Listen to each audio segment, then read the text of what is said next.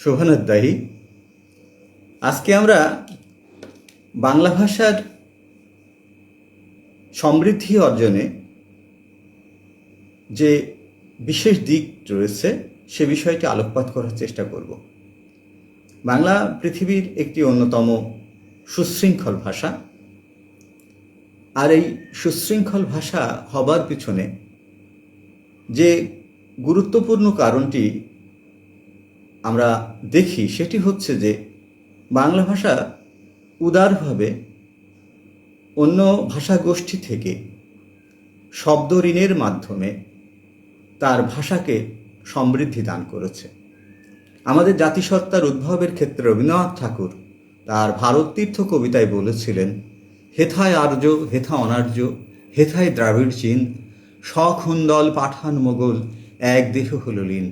পশ্চিম আজি খুলিয়াছে যার, সেথা হতে সবে আনে উপহার, দেবে আর নেবে মিলিবে মিলাবে নাহি যাবে ফিরে, এই মহাভারতের মহামানবের সাগর তীরে।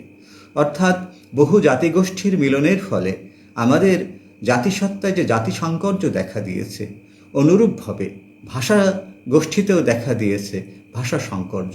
অর্থাৎ পৃথিবীর বিভিন্ন জাতিগোষ্ঠীর প্রচলিত ভাষার থেকে শব্দ ঋণের মাধ্যমে বাংলা ভাষা তার উদারনৈতিক দৃষ্টিভঙ্গির পরিচয় দিয়েছে এবং যার ফলশ্রুতিতে বাংলা ভাষা এবং পৃথিবীর বুকে একটি সমৃদ্ধ ভাষা হিসেবে তার অস্তিত্বকে জানান দিচ্ছে।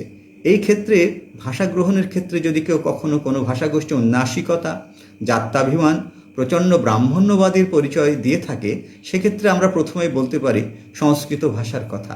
সংস্কৃত একটা অত্যন্ত শ্রুতিমধুর এবং সমৃদ্ধ ভাষা, কিন্তু এই ভাষায় ছিল সেন্সর, এই ভাষায় ছিল বিধিনিষেধ, এই ভাষা পঠন পাঠনে, এই ভাষায় কথোপকথনে ব্রাহ্মণ্যবাদী আচরণ, বৈদিক আচরণকে জোর করে প্রবেশ করানোর একটা চেষ্টা একসময় পরিলক্ষিত হয়েছিল।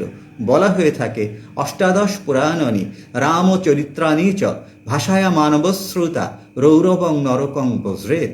অর্থাৎ যারা সংস্কৃত ভাষা ছাড়া বাংলা ভাষা বা অন্যান্য ভাষা প্রচলিত ভাষায় তাদের মনের ভাব আদান প্রদান করবে, তারা সাহিত্য কবিতা রচনা করবে, তাদের অবস্থান হবে ভয়ঙ্কর রৌরব নরকে।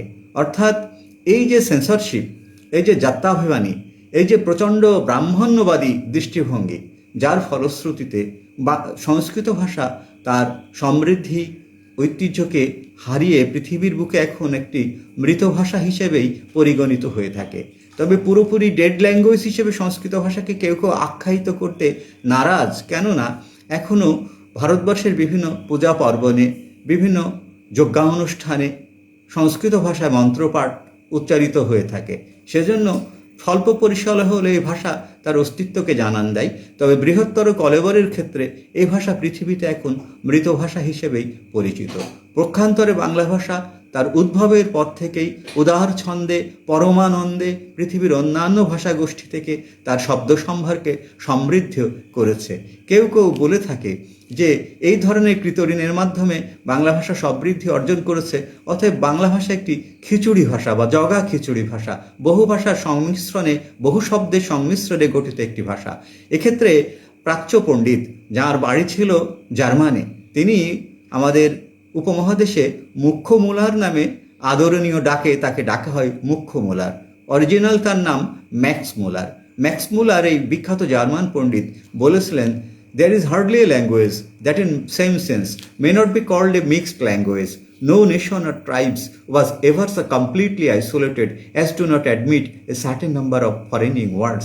কোনো জাতি, কোনো ভাষাগোষ্ঠী কখনো সমৃদ্ধি অর্জন করতে পারবে না যদি তারা অন্যের ভাষা থেকে, অন্য ভাষাগোষ্ঠী থেকে কৃতঋণের মাধ্যমে তার শব্দ সম্ভারকে সমৃদ্ধ না করতে পারে।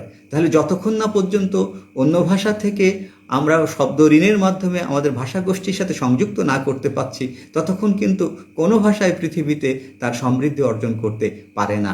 ইংরেজি ভাষার যে বাড়বাড়ন্ত অবস্থা, আপনারা শুনে অবাক হবেন। এই ইংরেজি ভাষার একটা বিশাল শব্দ সম্ভার ল্যাটিন থেকে, গ্রিক থেকে, রোমান থেকে সংগৃহীত হয়েছে। অতএব অন্য ভাষার থেকে শব্দ ঋণের মাধ্যমে ভাষাকে সমৃদ্ধ করলে সে ভাষা কখনো দুর্বল হয়ে পড়ে না, বরং সে ভাষা সমৃদ্ধি অর্জন করে। মধ্যযুগের কবি ভারতচন্দ্র রায় গুণাকার তিনি তার অন্নদামঙ্গল কাব্য রচনার ক্ষেত্রে চিন্তিত হয়েছিলেন যে এই জন্য যে আমি অন্নদা দেবীর মাহাত্ম্য বর্ণনা প্রসঙ্গিত এই কাব্য রচনা করছি, এই কাব্যে তাহলে আমি কি সংস্কৃত শব্দই ব্যবহার করব? তিনি চিন্তা করলেন এক্ষেত্রে যদি আমি সংস্কৃত শব্দবহুল কাব্য রচনা করি তাহলে আমার কাব্য সাধারণ পাঠকের কাছে, ব্রাত্যজনের কাছে, নিম্নবর্ণের মানুষের কাছে, অন্তজনের মানুষের কাছে ঠিকমতো পৌঁছাতে নাও পারে। তাই তিনি বলেছিলেন, না রবে প্রসাদ গুণ, না হবে রসাল, অতএব কহি ভাষা জবানি মিশাল। আমি যদি জাত্যাভিমানের কারণে একটি জাতিগোষ্ঠী প্রচলিত সমাজে বসবাস করি একটি জাতিগোষ্ঠী দ্বারা সমাজের অবিচ্ছেদ্য অংশ, তাদের মুখের ব্যবহৃত ভাষাকে বাদ দিয়ে শুধু সংস্কৃত শব্দকে প্রাধান্য দিয়েই অন্নদামঙ্গল কাব্য রচনা করে অন্নদা দেবীর মাহাত্ম্য বর্ণনা করি, তাহলে না রবে প্রসাদ গুণ, সেখানে কোনো সাহিত্যের উৎকর্ষ সাধিত হবে না, না হবে রসাল, সেটা তার রসালও হবে না, সেটা পাঠমুগ্ধতা অর্জন করবে না। অতএব কহি ভাষা যবনি মিশাল, অতএব আমি কাব্য রচনা করব এই জনগোষ্ঠীর মধ্যে বিরাজমান জাতিসত্তা, মুসলমানদের মুখে যে কথোপকথনে যে সমস্ত শব্দগুলো ব্যবহৃত হয় আমি সে শব্দে উদারভাবে গ্রহণ করব। অতএব আমার উদ্দেশ্য হচ্ছে সাহিত্যকে রসালা করা, সাহিত্যকে বোধগম্য করা, সে যবনী ভাষা হোক আর পৃথিবীর অন্য যে কোনো ভাষা হোক না কেন, সে ভাষা ব্যবহারে আমি কোনো রকমের কার্পণ্য, কোনো রকমের উন্নাসিকতার পরিচয় দেব না। বাংলাদেশের কবিরা, বাংলাদেশের সাহিত্যিকরা, বাংলাদেশে বরেণ্য বুদ্ধিজীবীগণ এই উদারনৈতিক দৃষ্টিভঙ্গির পরিচয় দিয়েছিলেন বলেই বাংলা ভাষা আজকে পৃথিবীর বুকে অত্যন্ত সুশৃঙ্খল ভাষা হিসেবে মাথা উঁচু করে দাঁড়িয়ে থাকে। আমরা জানি যে আমাদের কাব্য সাহিত্যে, আমাদের নাট্য সাহিত্যে, আমাদের উপন্যাস সাহিত্যে, আমাদের প্রবন্ধ সাহিত্যে যে সমস্ত ভাষা ব্যবহৃত হয় তার একটা বিরাট অংশই পৃথিবীর বিভিন্ন প্রান্তের ভাষা গোষ্ঠী থেকে কৃতঋণের মাধ্যমে সংযুক্ত হয়ে থাকে। মাইকেল মধুসূদন দত্ত তার বিখ্যাত মেঘনাদবধ মহাকাব্যে অনেক আরবি এবং ফার্সি শব্দের ব্যবহার করেছেন। তার বিখ্যাত কমেডি নাটক বুড়ো শালিকের ঘাড়ে রো, এখানে তিনি প্রচুর পরিমাণে ফার্সি শব্দ, আরবি শব্দের ব্যবহার করেছেন। আমরা রবীন্দ্রনাথ ঠাকুরের বিখ্যাত কবিতা পৃথিবী, যেখানে তিনি পৃথিবীর বন্দনা করেছেন, পৃথিবীর দ্বৈত সত্তা রূপবর্ণনার ক্ষেত্রে তিনি বলছেন শেকল ছেঁড়া কয়েদি ডাকাতের মতো। এই যে কয়েদি শব্দটা তিনি ব্যবহার করলেন তার পৃথিবী কবিতায়।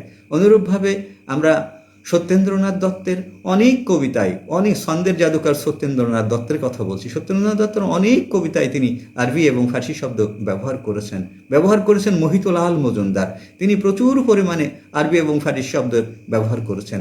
আমাদের জাতীয় কবি কাজী নজরুল ইসলাম তার অসংখ্য কবিতায়, গানে, গজল, যে গজল রচনায় তিনি বাঙালি হিসেবে বিশেষত্বের পরিচয় দিয়েছেন, সেখানে তিনি আরবি, ফার্সি, হিন্দি, তামিল, উর্দু এবং বাংলা শব্দের সমন্বয়ে যে অসাধারণ গজল রচনা করেছেন, বিশ্ব সঙ্গীতাঙ্গনে তা এক পরম বিস্ময়ের জন্ম দিয়ে চলেছে। কাজী নজরুল ইসলাম তার কবিতায় কিভাবে চমৎকারভাবে আরবি এবং ফার্সি শব্দের ব্যবহার করেছেন দেখেন। কান্ডারি এ তরির পাকামাঝি মাল্লা, দাড়ি মুখে সারিগান, লা শারিক আল্লাহ। এই যে লা শারিক আল্লাহ, ওই খেপেছে পাগলি মায়ের দামাল ছেলে কামাল ভাই, অসুরপুরে সুর উঠেছে জরসে সামাল তাই, কামাল তুনে কামাল কিয়া ভাই।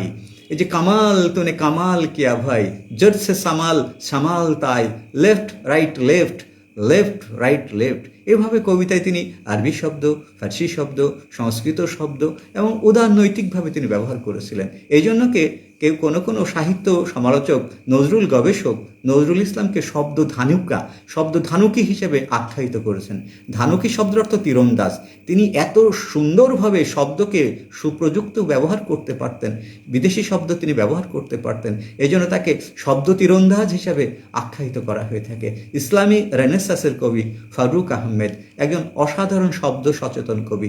তিনি উদারভাবে পৃথিবীর বিভিন্ন ভাষা গোষ্ঠী থেকে চমৎকার শব্দ নিয়ে এসে তার কাব্যের সাধনায় ব্যবহার করেছেন, তার সঙ্গীতে ব্যবহার করেছেন এবং তিনি বাংলা ভাষাকে সমৃদ্ধ দান করেছেন। এখনো তোমার আসমান ভরা মেঘে সেতারা হেলাল উঠিনি কি জেগে। এই সেতারা শব্দটির অর্থ তারা এবং হেলাল শব্দের অর্থ চাঁদ। এই যে তিনি সেতারা হেলাল শব্দটি ব্যবহার করলেন, প্রাক পহবার কত দেরি পাঞ্জেরি। এই যে পাঞ্জেরি শব্দটা তিনি কত অনায়াসভাবে ব্যবহার করলেন। আমরা আমাদের হেলাল হাফিজ ভাইয়ের কবিতার কথা বলতে পারি। সেখানে তিনি বলছেন, কষ্ট নেবে, কষ্ট হরেক রকম কষ্ট আছে, লাল কষ্ট, নীল কষ্ট, কাঁচা হলুদ রঙের কষ্ট, পাথর চাপা সবুজ ঘাসের সাদা কষ্ট, আলোর মাঝে কালোর কষ্ট, মাল্টি কালার কষ্ট আছে। কষ্ট নেবে, কষ্ট, এই যে মাল্টি কালার কষ্ট আছে, কি সুন্দরভাবে তিনি এই ইংরেজি শব্দটা ব্যবহার করলেন। আবার এই কবিতায় তিনি একজন বলছেন যে হাইড্রোজেনে 2টি জোকার নষ্ট হবার কষ্ট আছে। এই যে হাইড্রোজেন, এই যে জোকার, আবার এই হাইড্রোজেন শব্দটা পরবর্তী সংস্করণে তিনি পরিবর্তন করে বললেন তাসের খেলায় 2টি জোকার নষ্ট হবার কষ্ট আছে। রবীন্দ্রনাথ ঠাকুর তার একটি গানে, একটি হাস্যরসাত্মক গানে বলেছিলেন, চিড়িতন হরতন রৈতন ইস্কাবন বলে একটা চমৎকার হাস্যরসাত্মক গান তিনি রচনা করেছিলেন। এই যে চিড়িতন, হরতন, রৈতন, ইস্কাবন, এই শব্দগুলো বিদেশি শব্দ, তিনি সুন্দরভাবে এখানে তার ব্যবহার করলেন। কবি শামসুর রহমান স্বাধীনতা নিয়ে কবিতা লিখছেন, তোমাকে পাওয়ার জন্য হে স্বাধীনতা আর কতবার ভাসতে হবে রক্তগঙ্গায়, আর কতবার দেখতে হবে খাণ্ডবদাহন, তুমি আসবে বলে হে স্বাধীনতা রিকয়েললেস রাইফেল আর মেশিন গান খই ফুটালো যত্রতত্র।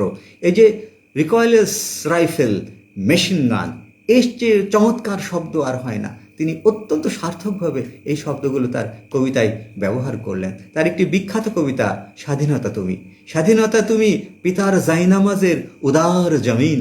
এই যে জাইনামাজ, এই যে জমিন, এই শব্দ বিদেশি শব্দ তিনি ব্যবহার করলেন। আল মাহমুদ বাংলা সাহিত্যের একটি বিখ্যাত কবি। আমি তো মনে করি রবীন্দ্র পরবর্তীতে, জীবনানন্দ দাশ পরবর্তীতে বাংলা কবিতার ক্ষেত্রে যিনি স্বাতন্ত্রিক বৈশিষ্ট্যে সমুজ্জ্বল তিনি আল মাহমুদ। তিনি 21শে ফেব্রুয়ারি নিয়ে কবিতা রচনা করছেন। সেখানে তিনি দেখেন আরবি এবং ফার্সি শব্দের প্রয়োগ করছেন। ফেব্রুয়ারির 21 তারিখ দুপুর বেলার ওক্ত, বৃষ্টি নামে বৃষ্টি কোথায় বরকতেরই রক্ত। এই যে তিনি উক্ত শব্দটি ব্যবহার করলেন। তার একটা বিখ্যাত কবিতা আছে প্রত্যাবর্তনের লজ্জা। প্রত্যাবর্তনের লজ্জা এই কবিতায় তিনি বললেন, তিনি সরাসরি পবিত্র কোরআনের একটি আয়াত ব্যবহার করেছেন, ফাবি আইয়া আলা রব্বি কুমা তুকাজ্জিবান। এই আয়াতটি অর্থাৎ সূরা রহমানের সে বিখ্যাত আয়াতটি ব্যবহার করেছেন। অর্থাৎ তুমি তোমার প্রভুর কোন কোন নিয়ামতকে অস্বীকার করবে, তুমি তোমার স্রষ্টার কোন কোন নিয়ামতকে অস্বীকার করবে। পবিত্র কোরআনের বাণীকে তিনি এইভাবে সংযুক্ত করলেন। অতএব আমাদের জাতিসত্তার ক্ষেত্রে যে উদারনৈতিক দৃষ্টিভঙ্গি আমাদের কবি সাহিত্যিক, আমাদের ভাষাতাত্ত্বিক, আমাদের ভাষা গবেষকগণ যে উদারনৈতিক দৃষ্টিভঙ্গির পরিচয় দিয়েছে বলেই বাংলা ভাষা আজকে পৃথিবীর বুকে একটি সমৃদ্ধ ভাষা হিসেবে মাথা তুলে দাঁড়িয়ে আছে। এখানে দেখবেন যে কোথাও কোনো বিক্ষোভ মিছিল প্রদর্শিত হলে কিভাবে বিক্ষোভ মিছিলে স্লোগান আসে, অ্যাকশন অ্যাকশন ডাইরেক্ট অ্যাকশন। এখানে যদি অন্য কোনো শব্দ, বিকল্প শব্দ ব্যবহার করা যায় তাহলে মিছিলের এই বিক্ষোভের জোশটা যেন সেইভাবে প্রকাশিত হয় না। এভাবেই বাংলা শব্দ উদারনৈতিক দৃষ্টিভঙ্গি থেকেই তার শব্দ সম্ভারকে সমৃদ্ধ করেছে এবং যে কোনো ভৌগোলিক অবস্থা বিবেচনায়, যে কোনো রাজনৈতিক অবস্থা বিবেচনায়, যে কোনো সামাজিক ও আর্থসামাজিক অবস্থা প্রেক্ষাপটে বাংলা ভাষা খুবই চমৎকারভাবে অন্য ভাষা থেকে কৃত ঋণের মাধ্যমে বাংলা ভাষায় বিদেশি শব্দকে আত্মীকৃত করে, আত্মীয়তার সূত্রে আবদ্ধ করে ফেলে, যার ফলশ্রুতিতে বাংলা ভাষা আজকে পৃথিবীর একটি অন্যতম ভাষা হিসেবেই বিবেচিত। পৃথিবীর বিভিন্ন প্রান্তে বসবাসরত বাংলাভাষী জনগোষ্ঠী এই ভাষার ঔদার্য, এই ভাষার মাহাত্ম্যের কারণে জাতিসংঘের দাপ্তরিক ভাষা হিসেবে বাংলা ভাষাকে সংযুক্ত করবার যে জোর দাবি জানিয়েছে, এই দাবির পিছনে আমি মনে করি না কোনো আবেগ আছে যুক্তি। আমি এই দাবিকে যথার্থ যৌক্তিক মনে করি, কারণ বাংলা ভাষার যে শব্দ সম্ভার, বাংলা ভাষার যে সুশৃঙ্খল বাক্য বিন্যাস, বাংলা ভাষার যে পদপরিক্রম বা পদবিন্যাস তা ঈর্ষণীয়। একটি মিষ্টি ভাষা হিসেবে পৃথিবীতে এই ভাষা সমদ্রিত। আসুন আমরা সকল প্রকার উন্নাসিকতাকে, সকল প্রকার জাত্যাভিমানকে ত্যাগ করে পৃথিবীর বিভিন্ন প্রান্তে যেখানে যে ভাষাটি আমাদের ভাষাকে সমৃদ্ধ করতে পারে, আমাদের ভাষাকে আরও চমৎকার সুমিষ্ট করে তুলতে পারে, সেই ভাষাকে আমরা উদারভাবে গ্রহণ করি। এক্ষেত্রে কোনো রকম জাত্যাভিমান, কোনো রকম উন্নাসিকতা, কোনো রকম সেন্সরশিপ থাকলে ভাষা তার প্রাণশক্তি হারিয়ে ফেলবে। আমরা আমাদের বাংলা ভাষার প্রাণশক্তিকে আরও সমৃদ্ধ করব, এই প্রত্যাশা রেখে আজকের মতো বিদায় নিচ্ছি। আল্লাহ হাফেজ। আসসালামু আলাইকুম।